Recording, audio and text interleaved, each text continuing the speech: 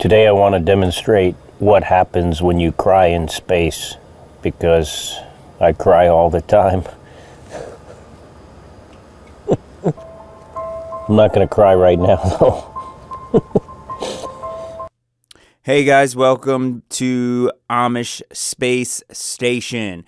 And today I actually have something slightly different than my normal with Sci Man Dan. It's actually going to be going over one of his videos where he's actually talking about the solar system. So I'm actually going to dive a little bit into the rabbit hole of the solar system and, just give him some support with some of the claims that he makes. Let's get into it. Barnard's star is a red dwarf star that sits at just under 6 light years away from Earth and is perhaps one of the oldest stars in the Milky Way. Wow, that is absolutely amazing. Great knowledge there. When you can, Mr. Script Man Dan, is there a way that you can tell us the process that NASA uses to be able to really tell how old a star is in that kind of way? It has to be really, really, really technical. You know, it has to be just well beyond comprehension for something like that, especially past the Van Allen radiation belts, and they can't get there. The fascinating thing about Barnard's star is its proper motion is positively rapid. Relative to other stars, Barnard's star moves the width of the full moon in 174 years. Wow, that's amazing. Can you please let us know how that whole process goes? Like, how do you come up with those type of figures? Thank you. Alpha Centauri A. Alpha Centauri A is only slightly larger than our own Sun and sits at approximately 4.37 light years from Earth. That is absolutely amazing. And that amazes us here at the Amish Space Station. I really, really need to see the science behind how they got those type of dimensions, never going there and seeing it for themselves and, only exploring like 10% of the known oceans here on Earth and actually only digging around 8 miles deep into the deepest hole we've ever dug here on Earth. That's like light years away. Can you explain how they came, to that conclusion? Okay, in at number 2 is Proxima Centauri, the closest of the 3 stars in that triple system. It sits at a distance of 4.2 light years away.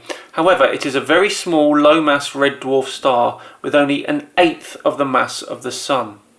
In fact, if we're talking about visible light only, it is 0.0056% as luminous as the Sun. Oh man, that's pretty amazing too. You're really, really smart.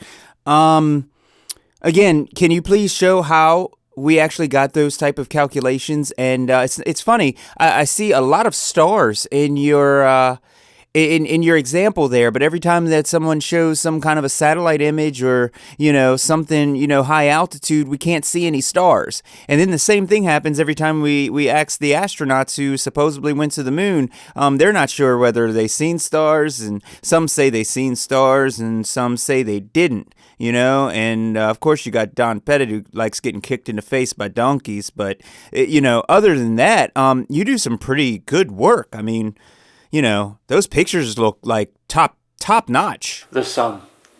Quite often we neglect to remember that our Sun is just a common all-garden star with a relatively average surface temperature and a very modest size.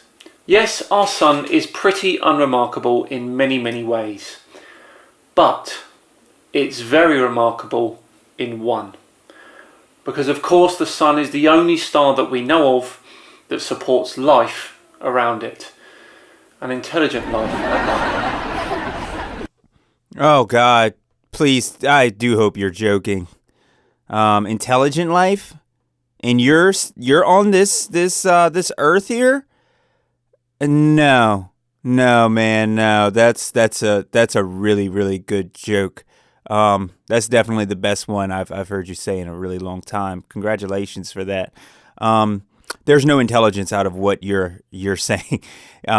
You're one of those type of people that loves to gaze up at the stars instead of studying the planet, or should I say rather the Earth realm that you're in and on. You know, similar to like what the United States does sometimes, where they go over and they interfere in a lot of other countries' business to a certain degree, instead of fixing the problems that they have here in their own country.